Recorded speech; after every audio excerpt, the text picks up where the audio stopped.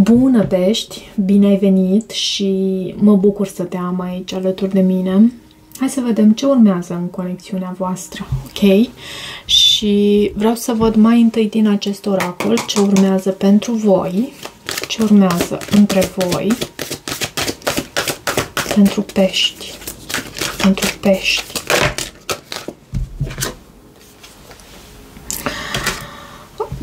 Avem 9 de cupe.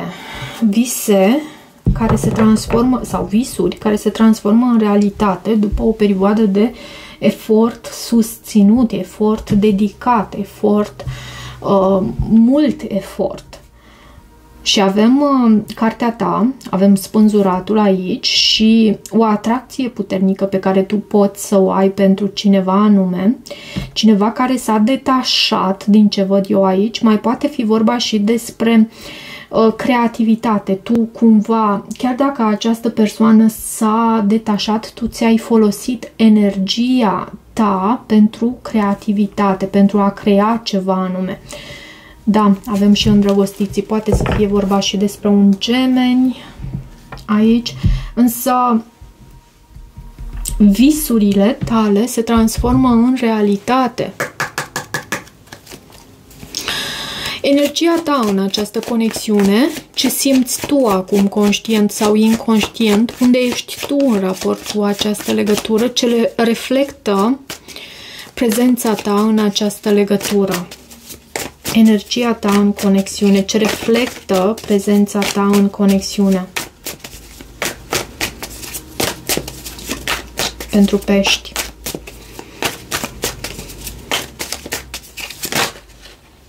Uite, avem un 9 de bâte. Văd și un diavol, poate ai de a face cu un capricorn și 4 de cupe. 9 de bâte anunță faptul că poate că cineva este în gardă, cel puțin așa văd în această imagine. 9 de bâte este și o carte a persoasiunii. De ce 9 de bâte? De ce 9 de bâte? Regele de spade. Regele de spade, în felul în care te poziționezi tu, ce reflectă prezența ta în această legătură. Regele de spade este o persoană inteligentă și ești tu aici. Regele de spade își urmărește interesul său într-un mod foarte strategic. Viața sa e precum o masă de șah și fiecare mutare a sa este una gândită. Aerul nu te reprezintă neapărat pe tine, însă posibil să ai o poziție de autoritate în viața acestei persoane și văd 3 de bâte la baza pachetului și 6 de bâte. Îți urmărești succesul, reușita, expansiunea. Energia celuilalt, unde se află cealaltă persoană, ce simte, ce gândește, cum percepe conexiunea, cum se poziționează celălalt față de tine. Cum se poziționează celălalt față de tine. 2 de monede. Ok. 2 de monede anunță faptul că această persoană trebuie să ia o anumită decizie, jonglează ceva anume. De asemenea, posibil să fie și solicitată la muncă această persoană. De ce 2 de monede aici? 8 de spade, se simte închisă, se simte blocată, se simte ca și cum ar fi pe acea roată de hamster, pe acea rotiță de hamster din care vrea să evadeze. Văd și turnul aici. Acest 9 de fapt e 8 de spade, nu e 9 de spade. Acest 8 de spade se poate elibera foarte ușor din această strânsură. Însă, sau strânsoare, dar e legat la ochi. El nu vede. Și e ceva solicitant pentru această persoană. Acest lucru reprezintă ceva solicitant. cheia eliberării sale este la tine. Pentru că tu ai spada cu acest rege de spade. Hai să vedem legătura voastră actuală, care este dinamica principală dintre voi acum, ce vă unește sau separă, ce se întâmplă energetic între voi în prezent. Legătura voastră actuală. Faetonul, cineva e la distanță, cineva călătorește, cineva s-a pus în mișcare și a decis ca lucrurile să înceteze aici. Da, cineva a ales, văd și lumea și turnul. Cineva a ales să pună punct aici. Nu știu dacă ești tu sau cealaltă persoană, a ales să se îndepărteze. De ce faetonul? De ce faetonul? În legătura voastră actuală, în ceea ce privește legătura voastră actuală. De ce faetonul? 2 de cupe.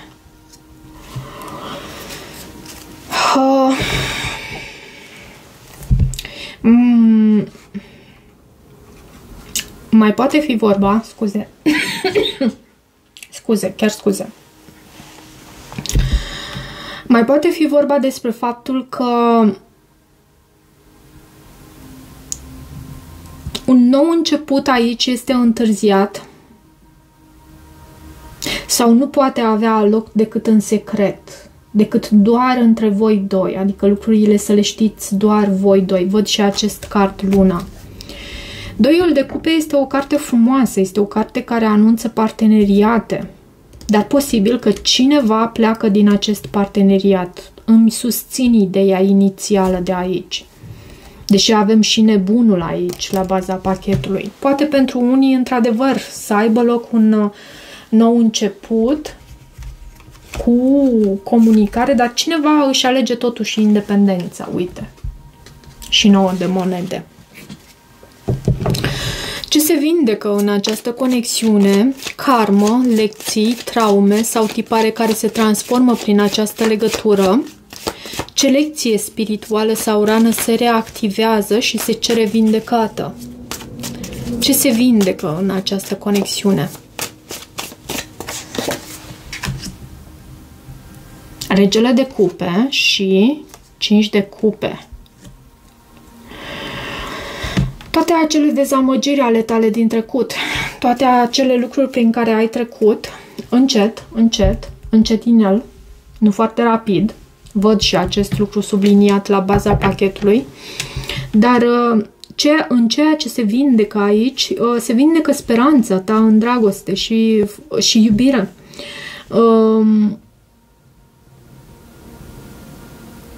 Renaște și lași trecutul în urmă.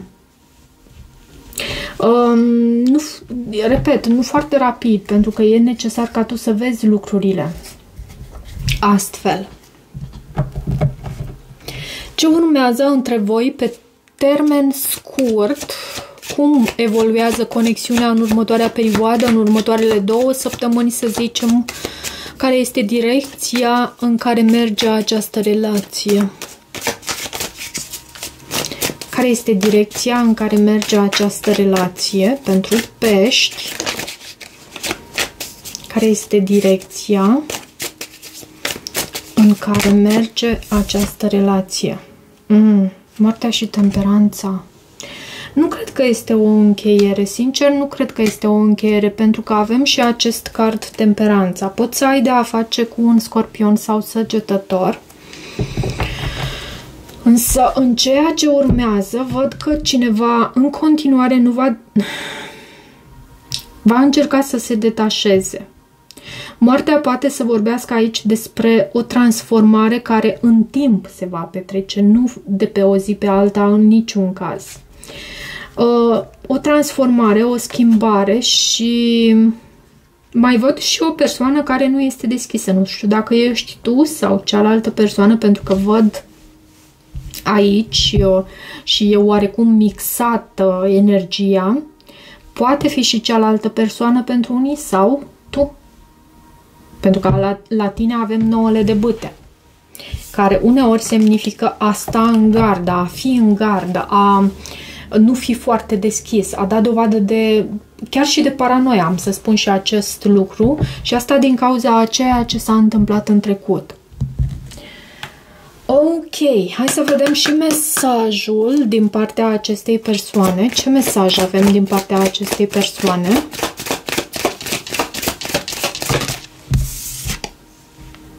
Se simte singura. Mă simt singura, singura.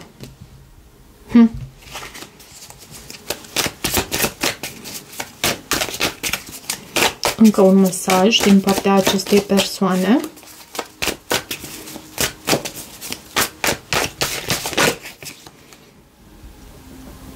Viața mea e un dezastru chiar acum.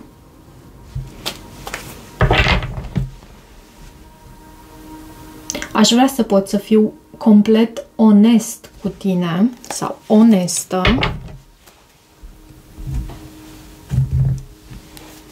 Hai să văd acum și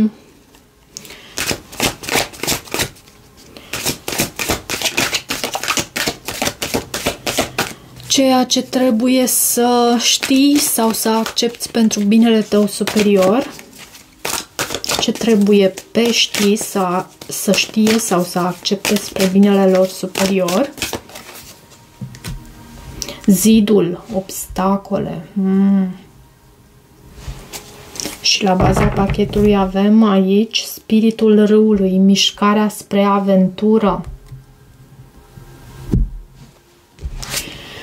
Am întâlnit această idee, să știi, în citirea ta.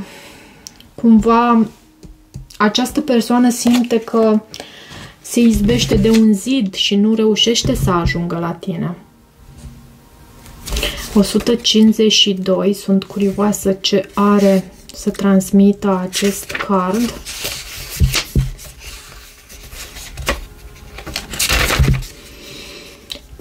Obstacole, provocări vitale, ocolișuri, stagnare.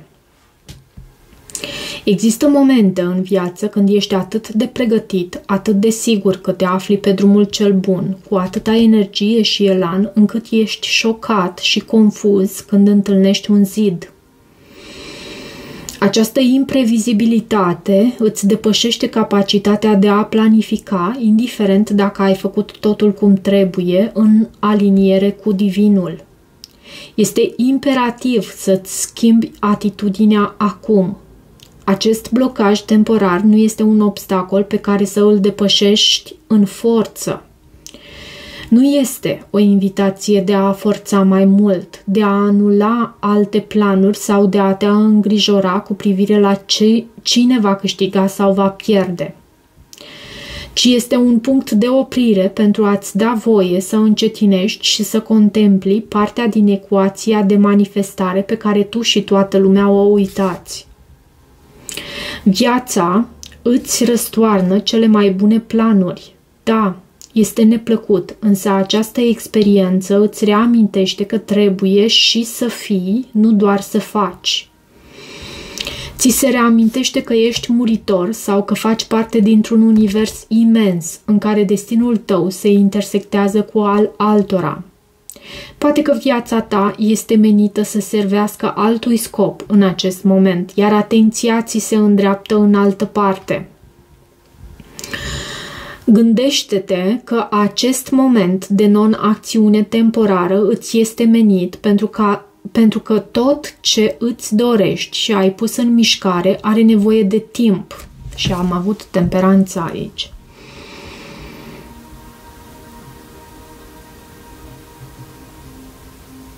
Am pierdut.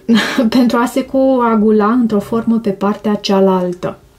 Poate că nu toate elementele sau la locul lor sunt la locul lor pentru ca manifestarea lor să fie pentru binele cel mai mare al tuturor.